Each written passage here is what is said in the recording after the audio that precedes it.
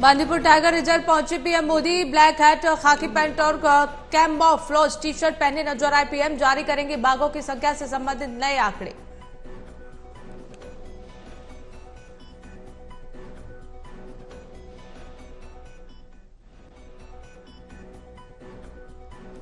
महाराष्ट्र के deputy CM Devendra Fadnavis पहुंचे अयोध्या। रामलला के किए दर्शन। बीजेपी के कार्यकर्ता भी रहे मौके पर मौजूद।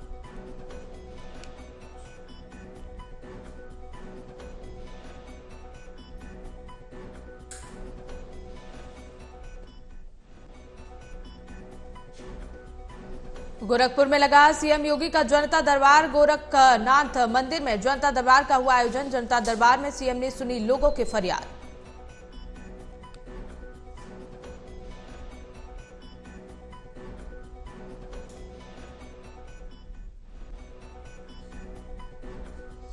यूपी में कोरोना के बढ़ रहे मामले। योगी सरकार ने जारी की नई गाइडलाइंस। राज्यों के सभी कोविड लैब को पूरी तरह सक्रिय करने के दिए निर्देश।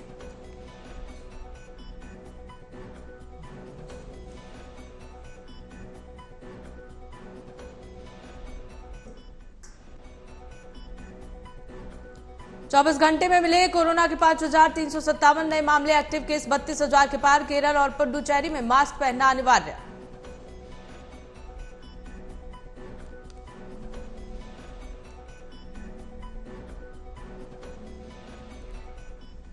नमस्कार, बहुत बहुत स्वागत है आप सभी का न्यूज वॉच इंडिया पर। मैं हूं आपके साथ पूनम तांगर। इसी बीच खबरों का रुख कर लेते हैं। आज प्रधानमंत्री कर्नाटक के बांदीपुर टाइगर रिजर्व पहुंच गए हैं। प्रधानमंत्री नरेंद्र मोदी बांदीपुर नेशनल पार्क में इंटरनेशनल बिग कैट्स अलायंस का शुभारंभ करेंगे। इंटरनेशनल बिग कैट्स अलायंस दुनिया की 7 प्रमुख बड़ी बिल्लियां यानी बाघ, शेर, तेंदुआ, हिम तेंदुआ, प्यूमा, जगुआर और चीता के संरक्षण साथ ही सुरक्षा पर ध्यान देंगे। दरअसल प्रधानमंत्री नरेंद्र मोदी ने जुलाई 2019 में विश्व नेताओं से इस पहल का आह्वान किया था ताकि एशिया में इन जीवों के अवैध शिकार और व्यापार को रोका जा सके। बता दें कि देश में 2014 के बाद से इन 7 जीवों की आबादी बढ़ी है। इनमें बाघों की आबादी 33% बढ़कर 2018 में 2,967 पर पहुंच गई, जबकि 2014 की बात करें तो ये आबादी 2,226 थी। बाघों की अंतिम गणना 2018 में हुई थी।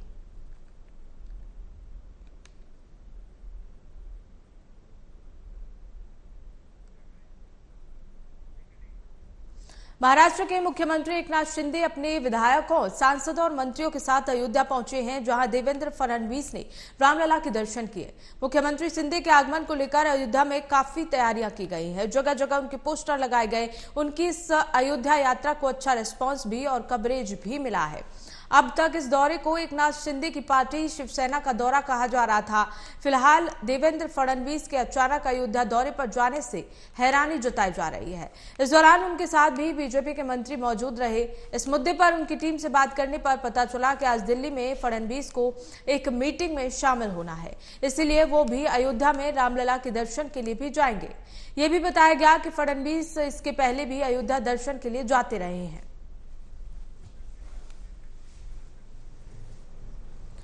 इसी खबर को लेकर हमारे संवाददाता अयोध्या से अमित हमारे साथ जुड़ गए। आइए उनसे जान लेते हैं। अमित, डिप्टी सीएम ब्रजेश पाठक के दौरे को लेकर क्या कुछ जानकारी है? जी बिल्कुल, आपको बता दें कि यहाँ पे एकनाथ शिंदे का जो दौरा है वो रामकथा पार्क 11 बजे पहुंचे थे और उनके कार्यक्रम में जो बदलाव हुआ है, पहले वो रामकथा पार्क से सीधे जो है पंचशील होटल आना था, पर बीच में उनका कार्यक्रम जब बदलाव हो गया, बदलाव होने के बाद वो सीधा रामकथा पार्क से सीधा जो है हनुमानगढ़ी का दर्शन पूजन करने, उसके बाद जैन मंदिर में जो है पैदल ही रोड मार्च करते हुए निकले हुए हैं। और जिसके साथ जो वहाँ पे जो उनके मंत्री विधायक है उनको भी गेट पर रोक दिया गया है और वो हनुमानगढ़ी पर और रामलला परिसर में पहुंच गए हैं। जी और दर्शन जी बिल्कुल अमित जी, देवेंद्र फडणवीस के दौरे को लेकर क्या कुछ प्रशासन की ओर से सुरक्षा के इंतजाम किए गए हैं? जी बिल्कुल, सुरक्षा व्यवस्था की बात की जाए तो जो है इस समय अयोध्या पूरी सुरक्षा व्यवस्था 4 चौबंद की गई है और रूट 8 पॉइंटों का रूट डायवर्जन किया गया। और इस दौरान जिस समय एकनाथ शिंदे का दौरा है वो अयोध्या में किसी प्रकार की जो है जो 4 व्हीलर है या 2 पहिया वाहन है पूरी तरह प्रतिबंध कर दिया गया है जब तक उनका कार्यक्रम है। जी बिल्कुल। और आज क्या कुछ कार्यक्रम रहेंगे देवेंद्र फडणवीस के? जी बिल्कुल, आपको बता दें कि वो एकनाथ शिंदे के साथ आएंगे और यहाँ पे जो भी कार्यक्रम है, दर्शन पूजन का है, सरजू आरती है, पत्रकार वार्ता भी है और साधु संतों से मुलाकात भी करेंगे। जी चलिए, बहुत बहुत शुक्रिया अमित जी हमारे साथ जुड़ने के लिए। तो वहीं इसी बीच ब्रेकिंग न्यूज का रुख कर लेते हैं। दोपहर 3:30 बजे महाराजगंज पहुंचेंगे मुख्यमंत्री योगी आदित्यनाथ। विभिन्न परियोजनाओं का लोकार्पण और शिलान्यास किया जाएगा। जिले में सीएम योगी लाभार्थियों को प्रमाण पत्र भी बांटेंगे। तो बड़ी जानकारी, 3:30 बजे महाराजगंज पहुंचेंगे मुख्यमंत्री योगी आदित्यनाथ। विभिन्न परियोजनाओं का लोकार्पण और शिलान्यास किया जाएगा। साथ ही साथ जिले में सीएम योगी लाभार्थियों को प्रमाण पत्र भी बांटेंगे। तो बड़ा अपडेट मुख्यमंत्री योगी आदित्यनाथ को लेकर, जहां आज दोपहर 3:30 बजे महाराजगंज पहुंचेंगे सीएम योगी और साथ ही साथ कई परियोजनाओं का शिलान्यास भी किया जाएगा।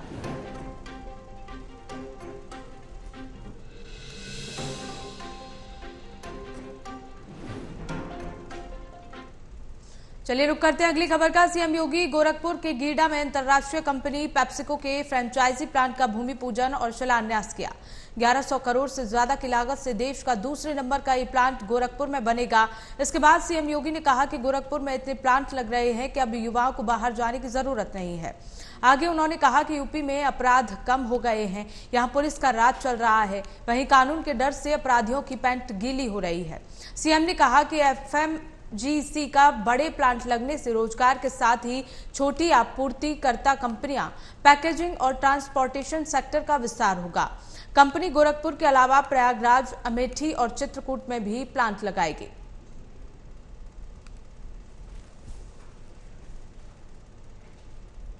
तो वहीं मुख्यमंत्री योगी आदित्यनाथ ने देवरिया के बहौर धनौती गांव में स्वर्गीय मर्जादी देवी प्राथमिक स्वास्थ्य केंद्र का वैदिक मंत्रोच्चारण के बीच शुभारंभ किया।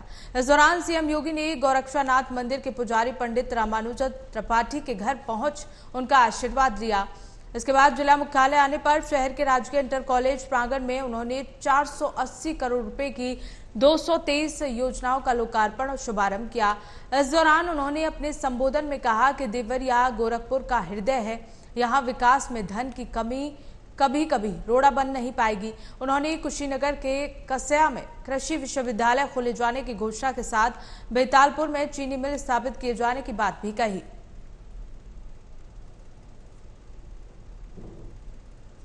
देवरिया तो हमारे लिए घर का आंगन जैसा है। एकदम कोई भी यहाँ का कार्यकर्ता हो, आम जनमानस हो, बेझिझक, जब मैं गोरखपुर में सांसद था तब भी मेरे पास बेझिझक आता था और मुझे भी देवरिया के कार्यक्रमों में देवरिया की जन समस्याओं को लेकर के देवरिया आने में कोई संकोच नहीं होता था, कुशीनगर आने में कोई संकोच नहीं होता था, महाराजगंज तक जाने में कोई संकोच नहीं होता था, क्योंकि हम ये मानते थे कि सब तो अपने ही लोग हैं, इन लोगों की समस्याओं का समाधान होना चाहिए और अगर सरकार की कानों में जूं नहीं रेंग रहा है तो उसे झकझोरने के लिए हम जनता के साथ मिलकर के उस समय भी आपके बीच में आकर के आंदोलन आपके साथ ही मिलकर के करते थे। भारत में कोरोना वायरस के मामले तेजी से बढ़ रहे हैं। पिछले 24 घंटों की अगर बात की जाए तो कोविड-19 के 5,357 नए मामले सामने आए हैं। एक्टिव केस भी बढ़कर 32,814 हो गए हैं। इससे पहले शनिवार को लगातार दूसरे दिन कोरोना के 6,000 से ज्यादा मामले सामने आए थे। केरल में 60 साल से ऊपर और गंभीर बीमारियों से पीड़ित लोगों के लिए मास्क पहनना जरूरी कर दिया है। पुडुचेरी में भी सार्वजनिक जगहों पर मास्क पहनना जरूरी कर दिया। केंद्रीय स्वास्थ्य मंत्रालय ने शनिवार को बताया कि देश में 24 घंटे में कोरोना के 6,155 नए मामले दर्ज किए गए हैं। लगातार दूसरे दिन 6,000 से ज्यादा मरीज मिले हैं। शुक्रवार की बात की जाए तो कोरोना के 6,050 मामले दर्ज किए गए थे। सक्रिय मामलों की संख्या बढ़कर अब 31,194 हो गई है।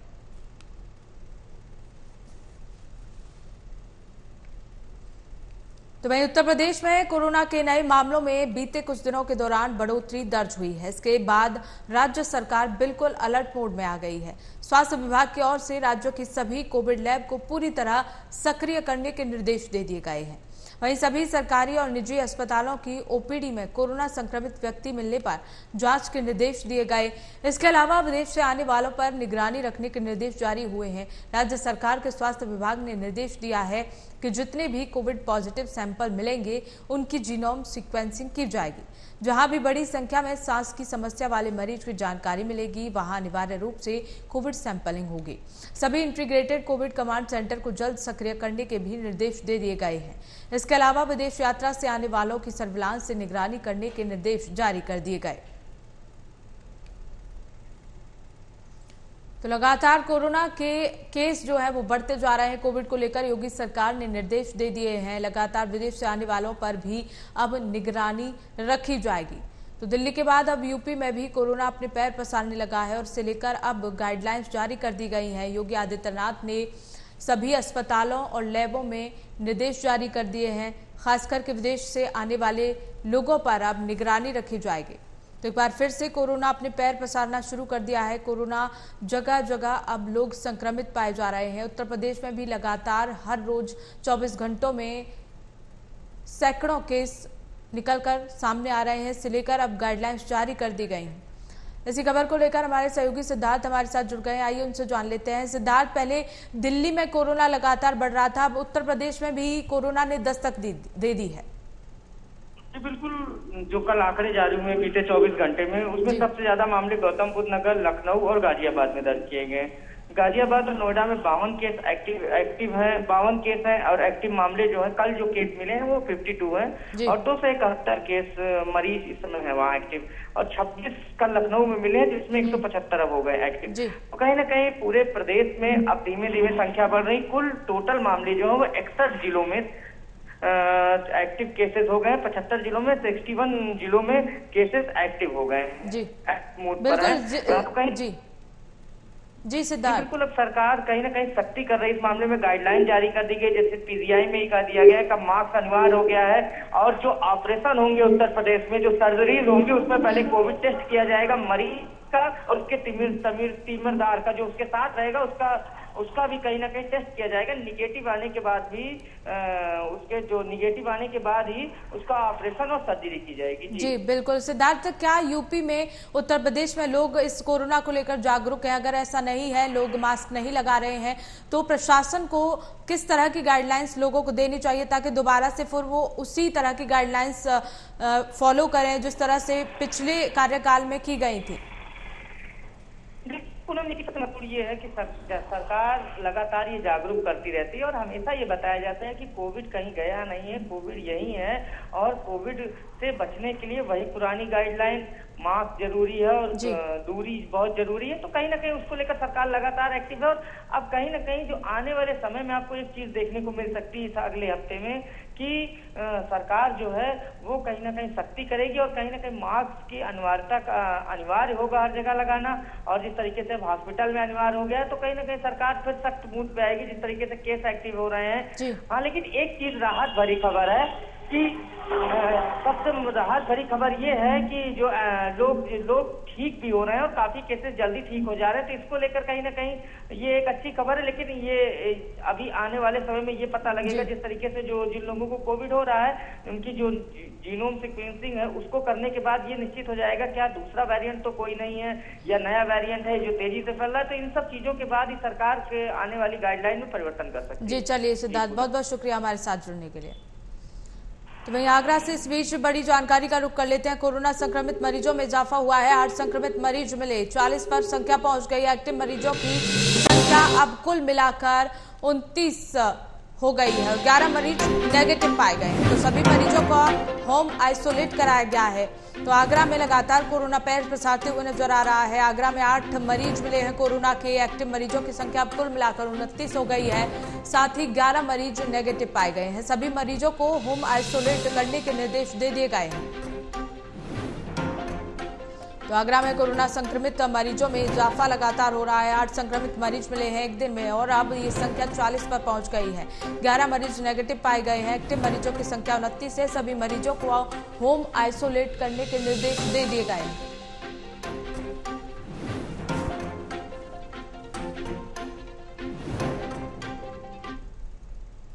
तो वहीं गाजियाबाद में कौशाम्बी स्थित यशोदा सुपर स्पेशलिटी हॉस्पिटल में रोबोटिक सर्जरी को लेकर एक रोबोटिक सर्जरी पर साइंटिफिक सेमिनार का आयोजन किया गया। इस मौके पर केंद्रीय स्वास्थ्य मंत्री मनसुख मांडविया, हरदीप सिंह पुरी और जनरल वीके सिंह ने शिरकत की। इस अवसर पर स्वास्थ्य मंत्री मनसुख मांडविया ने बताया कि आज भारत चिकित्सा के क्षेत्र में बहुत आगे निकल चुका है।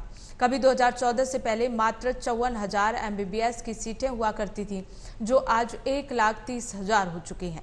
स्वास्थ्य सेवाओं को बेहतरीन बनाने के लिए देश में 15,06,000 हेल्थ एंड वेलनेस सेंटर बनाए गए हैं। उन्होंने बताया कि टेली हेल्प कंसल्टेंसी से न सिर्फ पैसे की बचत होती है, बल्कि ये बहुमूल्य जीवन को भी बचा पाते हैं। दूर के क्षेत्रों से भी जहां की मेडिकल सुविधाएं उतनी एडवांस नहीं है, मेडिकल कंसल्टेंसी की ओर से हम बहुमूल्य जीवन बचत कर पाते हैं।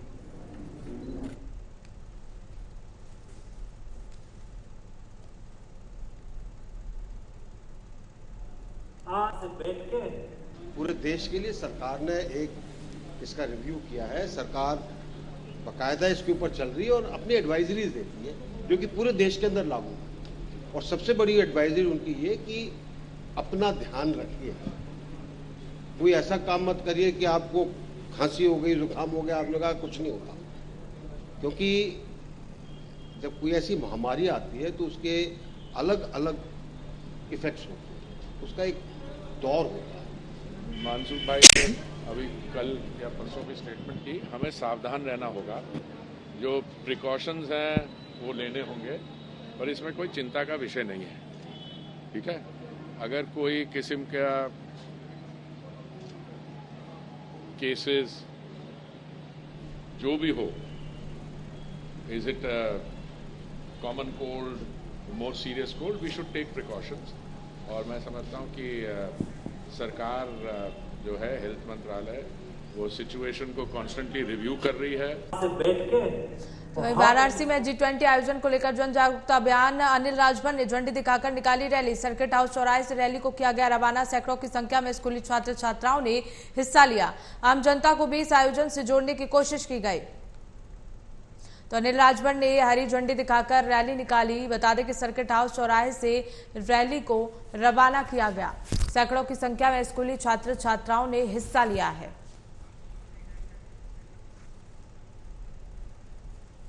इसी खबर को लेकर हमारे संवाददाता प्रशांत हमारे साथ जुड़ गए। आइए उनसे जान लेते हैं। प्रशांत, किस तरह की रैली का आयोजन किया गया और किस तरह की जागरूकता यहाँ लोगों को दी जा रही है?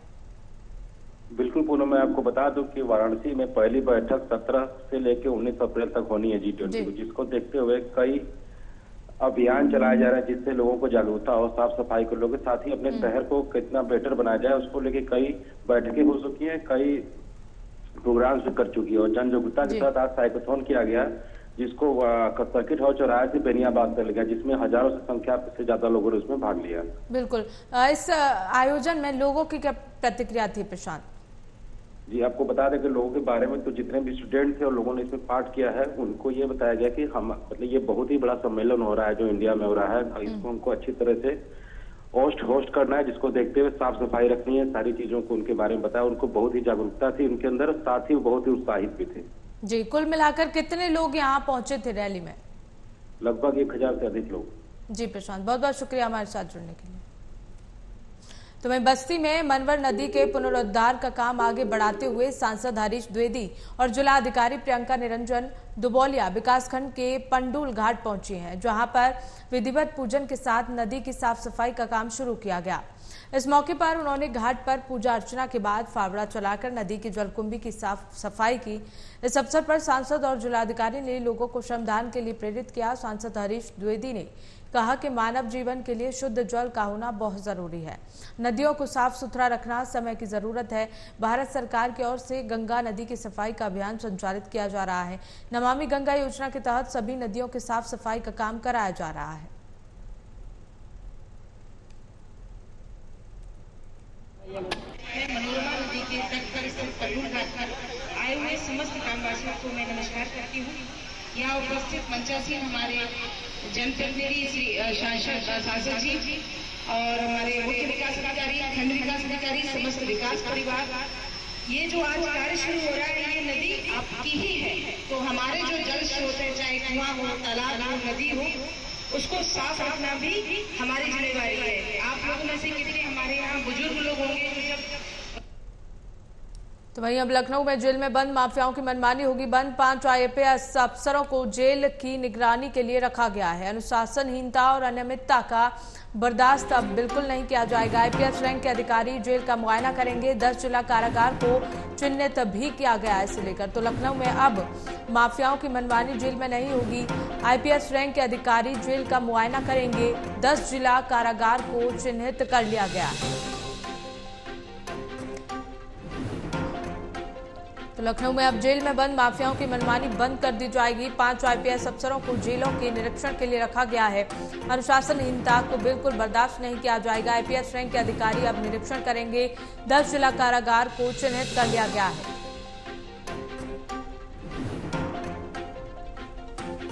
तो लखनऊ में अब जेल में बंद माफियाओं की मनमानी पूरी तरह से बंद हो जाएगी। अनुशासनहीनता और अनियमितता अब नहीं नजर आएगी। IPS रैंक के अधिकारी इस बात का जायजा लेंगे, मुआयना करेंगे और इसके लिए 10 जिला कारागार को चिन्हित कर लिया गया है।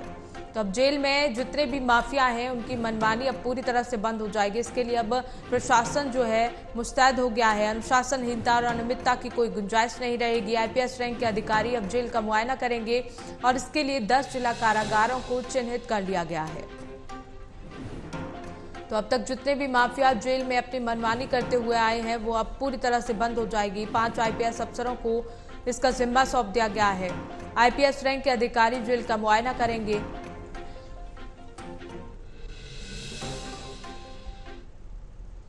तो वहीं अमरोहा के नौगांव सादात थाने में लगे समाधान दिवस में लेखपालों ने जमकर हंगामा किया। आरोप है कि लेखपालों ने पुलिस की तरफ से अभद्र व्यवहार और लोगों की बातों को अनसुना करने के चलते हंगामा किया। हंगामा करते हुए लेखपाल समाधान दिवस से उठकर बाहर चले आए और पुलिस पर अभद्रता करने का आरोप लगाया। दरअसल एक मामले में हल्का लेखपाल को पुलिस फोर्स की जरूरत थी, लेकिन हल्का दरोगा संजीव मलिक दोबारा से लिखित आदेश दिखाने की बात कर रहे थे, जबकि पिछले समाधान दिवस में DM की ओर से आदेश जारी किया गया था। पिछले कई दिनों में लेखपाल थाने के चक्कर लगा रहे हैं, लेकिन हल्का दरोगा उसकी बात को अनसुना करने पर लगा हुआ है। साथ ही लेखपाल ने हल्का दरोगा पर अभद्रता करने का आरोप भी लगाया है।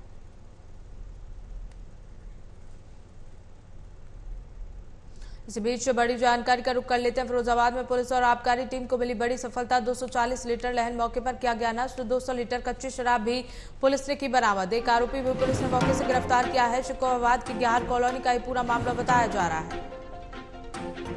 तो पुलिस और आबकारी विभाग को बड़ी सफलता। 200 लीटर कच्ची शराब को नष्ट किया गया। साथ ही साथ पुलिस ने एक आरोपी को गिरफ्तार भी किया है। ये पूरा मामला शिकोहाबाद की ग्याहर कॉलोनी का बताया जा रहा है। फिरोजाबाद में पुलिस और आबकारी टीम को मिली बड़ी सफलता। 240 लीटर लहन मौके पर किया गया नष्ट। 200 लीटर कच्ची शराब भी पुलिस ने बरामद की है और साथ ही एक आरोपी को भी गिरफ्तार कर लिया।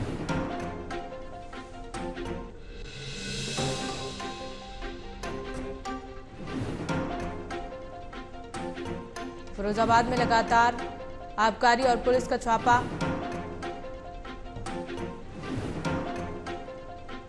देखिए 3 अप्रैल को एक वीडियो वायरल हुआ था सोशल मीडिया पर, जिसके बारे में जब जानकारी प्राप्त की गई तो पता चला कि यह वीडियो थाना शिकोहाबाद के गांव डिवाइची का है और ये घटना दिनांक 28 मार्च की है। उस वीडियो में एक व्यक्ति को पेड़ से लटका हुआ दिखा गया और उसमें नीचे से वो आग लगाई गई थी और काफ़ी लोग वहाँ पर एकत्रित थे। जानकारी प्राप्त की गई तो पता चला कि ये डिवाइची गाँव का जो प्रधान विष्णु दयाल है, ये स्वयं और उसके परिवार के कुछ लोग मिलकर एक व्यक्ति को पेड़ से लटका दिए थे और उसके बाद नीचे से उसमें आग लगा दी थी, लेकिन समय रहते कुछ लोगों ने उसको बचा लिया था। इसके बाद इस बात की सूचना पर हम लोगों ने तत्काल FIR दर्ज की और इसमें 6 लोग नामजद हुए। इसमें से आज हम लोगों ने प्रधान को गिरफ्तार कर लिया है।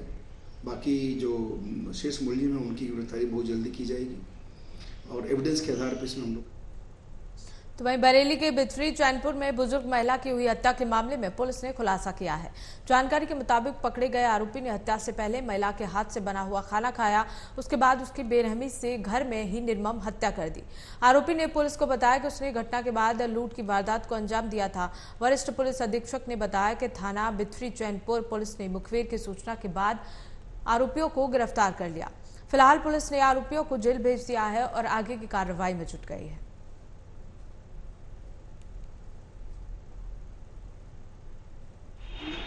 थाना भीतरी चैनपुर में 29 जनवरी 2023 को एक वृद्ध बुजुर्ग महिला का शव बरामद हुआ था, जिसकी पोस्टमार्टम से पता लगा कि ये शव 2 से 3 दिन पुराना है।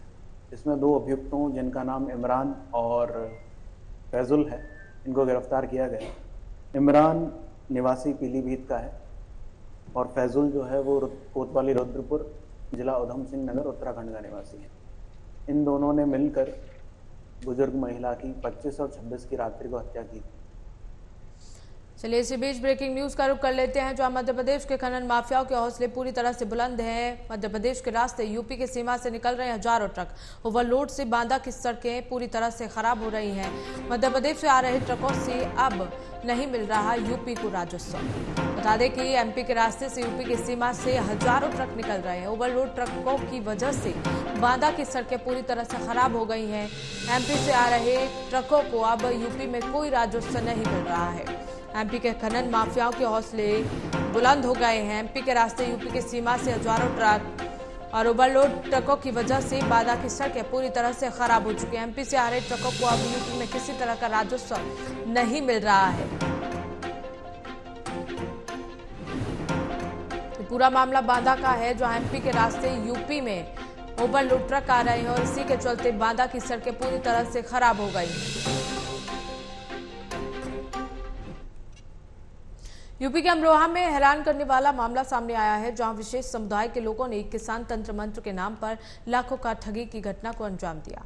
बता दें कि नौगांव सादात थाना क्षेत्र के गांव कलाडाबरा में ठगों ने एक किसान के घर में शैतानी आत्मा का वास बताया और उपाय न कराने पर बेटे की मौत का भय दिखाकर 12 बीघा जमीन बिकवा दी।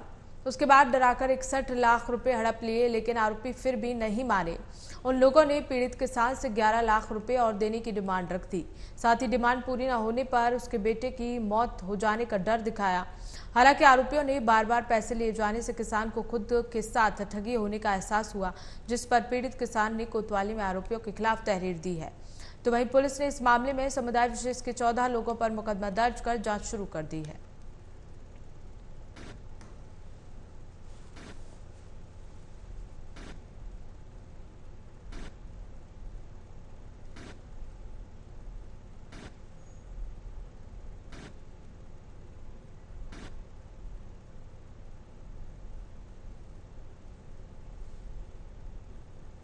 सिंह जिनके द्वारा थाने में तहरीर दी गई कि मेरे परिवार में तांत्रिक द्वारा भूतप्रेत का साया बता करके और मेरे पुत्र की मृत्यु का भय दिखा करके मुझसे जमीन ले ली और मैं उसमें जमीन विवाद में पैसे ले लिया है। इसमें धारा मुकदमा दर्ज कर लिया और ग्रीन कार्रवाई की जाए। कितने लोगों पर मुकदमा दर्ज किया है? इसका थोड़ी है। अच्छा, और कार्रा बाल बांधना ना लगा।